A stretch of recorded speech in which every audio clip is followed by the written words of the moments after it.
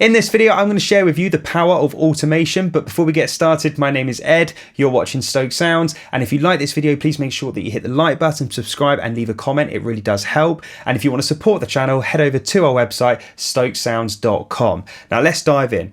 Now, automation to me is one of those things that I think is really underestimated, and it's not looked at as much as I think it should be. I think it can really make or break a mix. You can have a static mix and it sounds good, but if you want to just add that extra 1% to the mix, it can really make a difference. And I've got a track here that I mixed recently by Mendel Moses, and I'm going to show you the automation moves that I did to achieve a big sounding mix. Now let's take a look.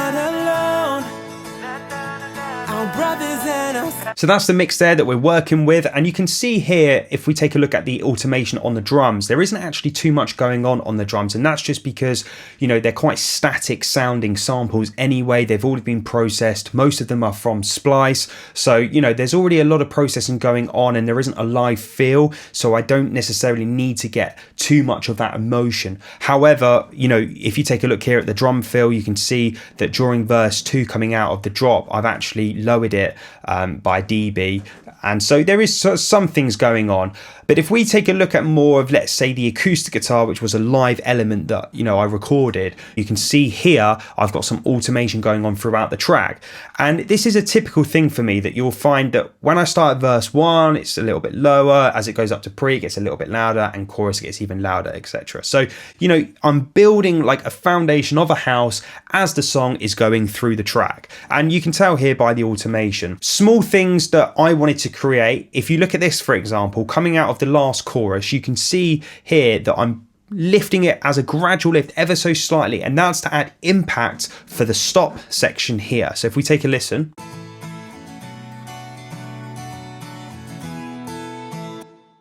very subtle, and then you hear that in the mix.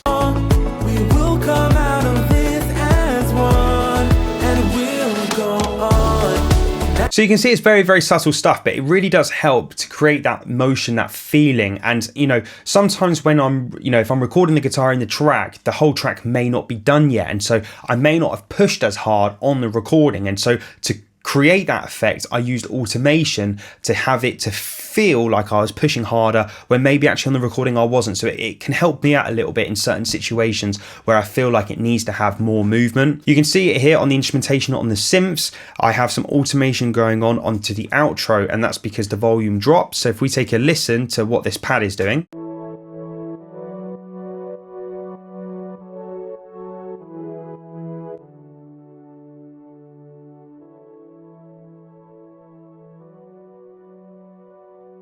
And that's because the outro is a lot quieter than it was in the drop. And so if we play it within context,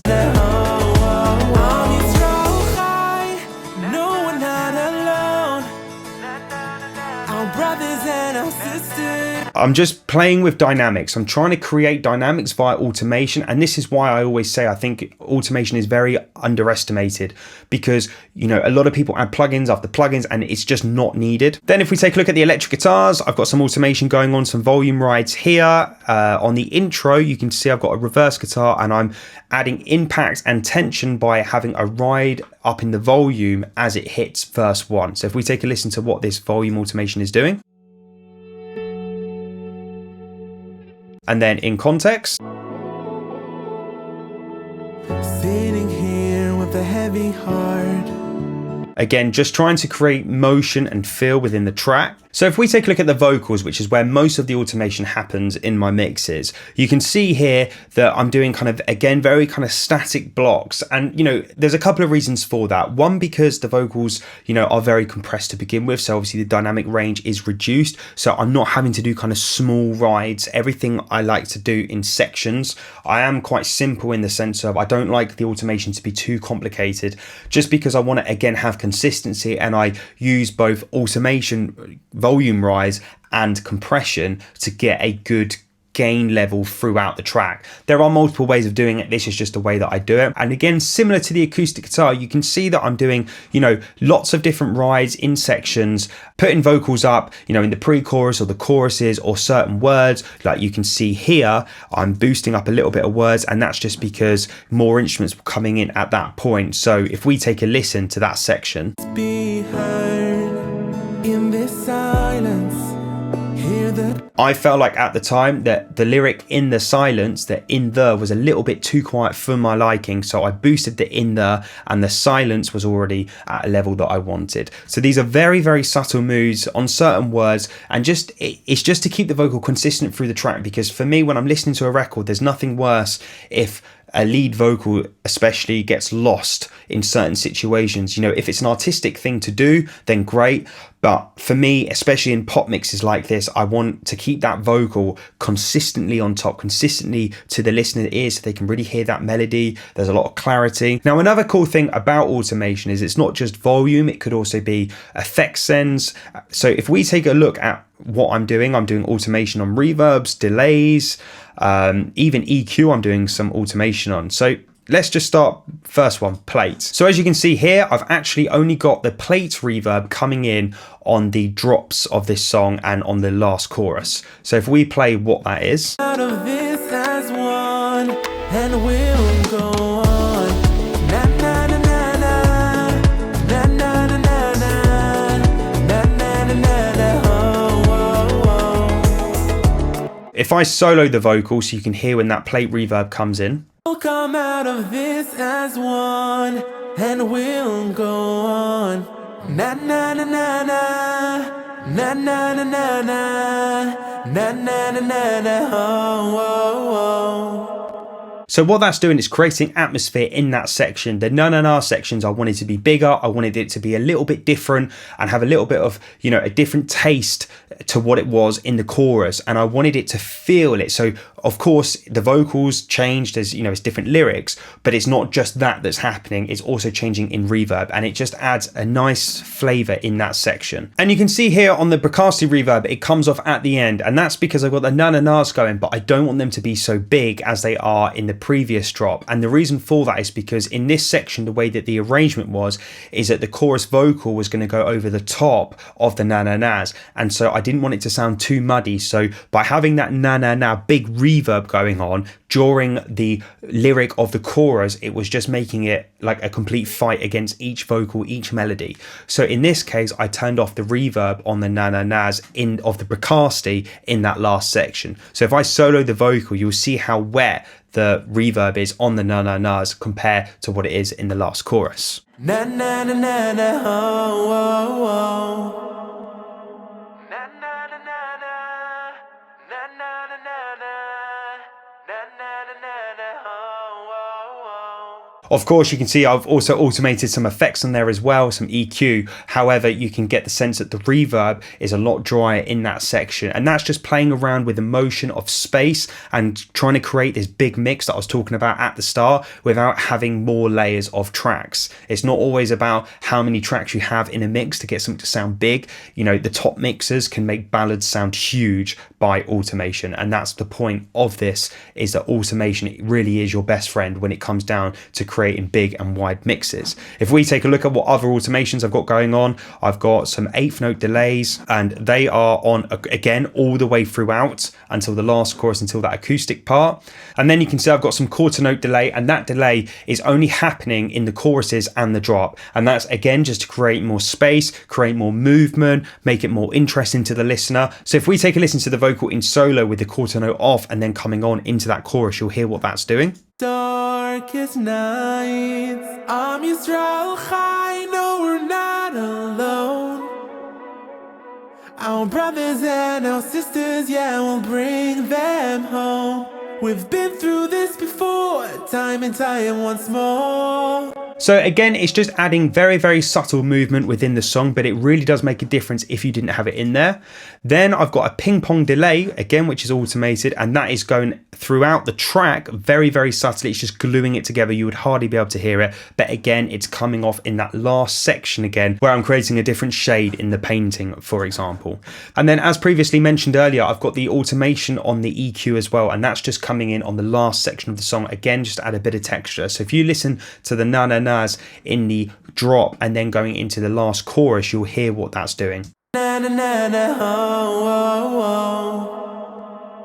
Na na na na na, na na na na na, na na na na, oh, oh, oh. You can see it's just adding a different kind of feel to the song. You know, it's adding an effect, and that is allowing me to have space for that lead vocal. So everything is kind of within tensions of what have I got there, what am I dealing with, and why am I doing something at that stage in the song. And that will change from time to time. You know, the arrangement, you know, the stems that I'm given, absolutely everything. This will always change. And, you know, this is more of a kind of a production thing here, where I'm actually changing the character of the complete vocal section itself for that part of the song. Sometimes I'll do an approach like that where I'll be quite kind of dramatic on the move that I do, and other times I'll be a bit more chilled out and I won't do something kind of so bold within the mix. So all of those automation moves that I just showed you there, they're all on the lead vocal bus, and now I have even more automation on the individual tracks themselves. The way that I like to do delays, vocal reverb throws, is by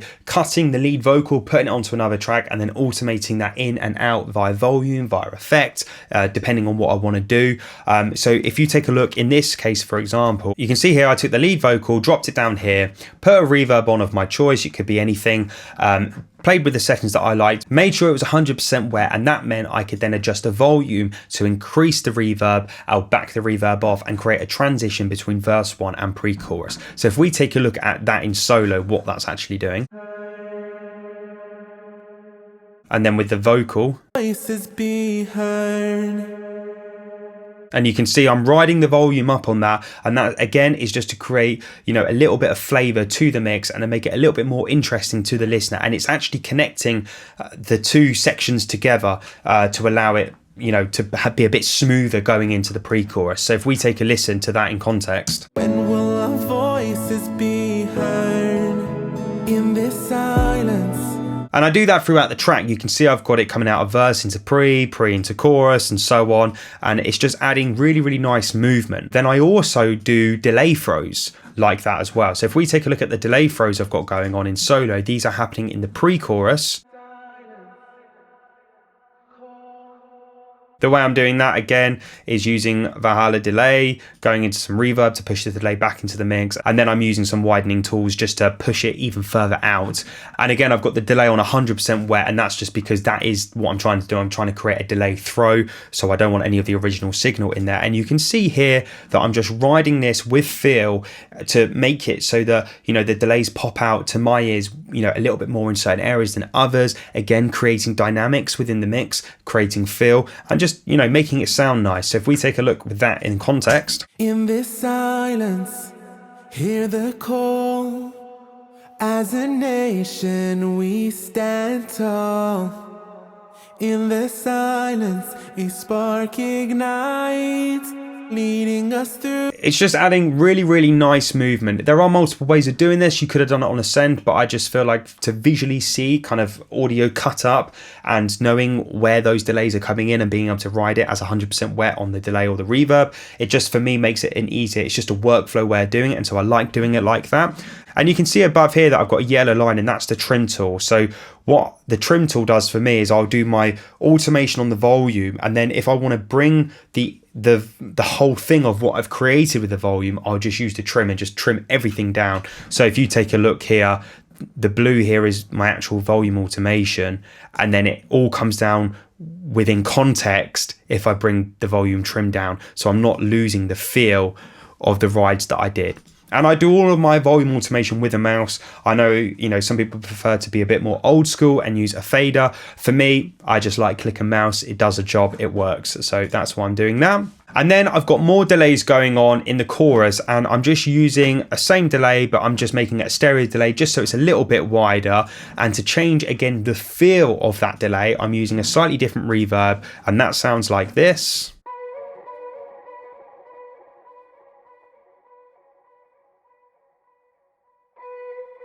And you can also hear that they are pitched up as well. So that in context. Not alone.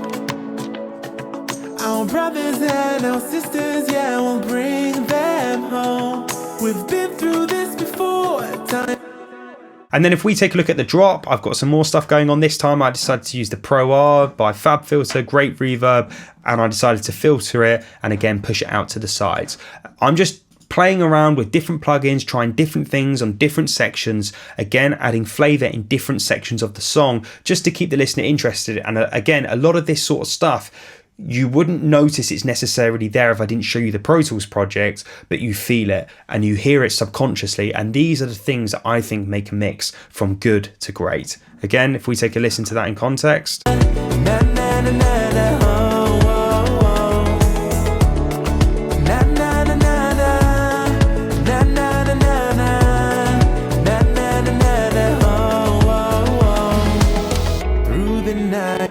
So that's going on, and then if we take a look at the backing vocals, you can see there isn't too much automation going on, and that's just because the backing vocals are again quite consistent throughout the track. But you can see at the section on the last chorus, I'm still making everything dry. You can see here I've got automation going on the harmonies. I've got the harmonies coming out on the last part, so that's a mute automation. Na, na, na, na, na. Na, na, na, na, na. Na, na, na, na, na, oh, oh, oh. Armies roll high, no, we're not alone. Our brothers and our sisters, yeah, we'll bring them home. And then you can see here on the ad-libs, I've got some volume automation. Again, very subtle stuff. There were just some words that I felt like were kind of getting too blended in with the mix, and I wanted them to kind of stand out a little bit more. So I just boosted that in volume. And then if we take a look at the harmonies, you can see that originally I had a dB boost on the harmonies, but we decided from a production point of view to take the harmonies out on the last part of the last chorus with just the acoustic guitar. So it creates like this big drop, and then it comes back down with just the acoustic guitar, just to create a nice way to finish the song. And that's what we decided to do. And then the last bit of automation I did, which is probably one of my favorites to do, especially in pop stuff, and that is to mute the effects in certain sections. In this song, I wanted all of the effects to be muted on the last word of the song, and it kind of created this intimate vocal sound for a nice ending. So if we take a listen to what this is doing. And we'll go on. Such a cool effect to do, and I've just done that with a VCA. I have all of my effects going to a VCA, and it just means I can mute and do automation on all of the effects as one, so it makes life a lot easier and a lot more organized. And then if we go back up to the top, you'll see that I've got some automation on the instrumental bus as well as the mix bus. Now, one trick that I like to do is I like to have the choruses or the drop, have a little bit more of a stereo width, make them feel a bit wider and bigger in those parts of the song. And the way that I did this in this case was I used a spreader on this TG mastering chain by Waves. It's a great plugin, and it has a really nice kind of stereo imaging spread effect on it, so I used it. And all I'm doing is just 2 dB of spread, and it only comes in on the drops and on the last part of the song, the drop and the last part of the chorus. And again, very subtle, but you'll see what this is doing. We will come out of this as one, and we'll go on. Na, na, na, na, na. Na, na, na, na, na. Na, na, na, na, na. Oh, oh, oh. Na, na, na, na, na. Na, na, na, na, na. Na, na, na, na, na. Oh, oh, oh. Visually in my head, what I'm trying to do is I'm trying to kind of open up those parts and then bring it back down the way that a vocal would do or a singer would do. They would sing maybe a little bit louder in the choruses or a little bit in a higher range, and then as they go down into the verse, they would kind of drop down, and that's their way of creating intensity, emotion. And so as a mixer's point of view, using the spread is my way of creating that emotion in the mix. And again, I'm not adding things, I'm not, increasing things necessarily. I'm just doing very, very subtle moves just to make it feel like it's doing something without adding extra things to do that. So if we take a look at the last part of automation that I do, and that is on the mix bus, it's very, very subtle automation on the mix bus. It ranges from -1 to 0 dB. It's hardly doing much, but again, these small things make the big differences. So if we take a look, I'm doing -1 dB on the verse and the pre, it goes up 0.5 dB in the chorus, and then back to unity 0 dB in the drop. Again, I'm just trying to create very, very small moves to add changes throughout the track without adding extra layers in the production or extra plugins. In this case, it's just pure volume and it's just perceived loudness. And sometimes I won't have to do this with the mix bus. It just depends on the arrangement. If you have loads of tracks coming in on the choruses, you may not need to ride the volume just because you've already done that kind of automation, but within the instrumentation and not in volume. But this case, because it's a pop record, the drums are quite static, the synths again are, there isn't much dynamic movement going on within the instruments. I felt like that I could do this and it would just give me that extra % of niceness, that kind of glue onto the track, adding a bit of sweetener to the mix. And so again, very, very subtle. You probably wouldn't hear it, but if we take a look at the pre going into the chorus, into the drop, you'll hear those subtle movement changes on the mix bus. Rising beyond the fear, with faith as our guide, we won't despair. Voices rising, in strength we stand, side by side, hand in hand. Armies travel high, no, we're not alone. Our brothers and our sisters, yeah, we'll bring them home. We've been through this before, time and time once more. We will come out of this as one, and it will go on. Na na na na na, na na na na na, na na na na na, oh oh oh. Na na na na na, na na na na na, na na na na na, oh oh oh. So adding volume, adding stereo width on those drops, coming into the choruses, it really does create really nice movement. And these are really things that I think that should be looked at when it comes down to mixing, the technical side of it. Sometimes I think people forget these moves happen within mixing. They just think, oh, let's add EQ, let's add compression. But it's also not just that. Your best friend is your fader and is your volume. And I really kind of will preach that it's so important to not forget about the basics in mixing, more so than what new plugin you have or what plugin you want to get and all of that kind of stuff. I think, of course we all love plugins, of course we all love trying new things out, but automation really is the secret to getting big, big mixes. And that's it. That's the power of automation. Really hope you guys enjoyed this video. Please make sure that you hit the like button, leave a comment, let me know what you think, and I'll see you all again next week for another video.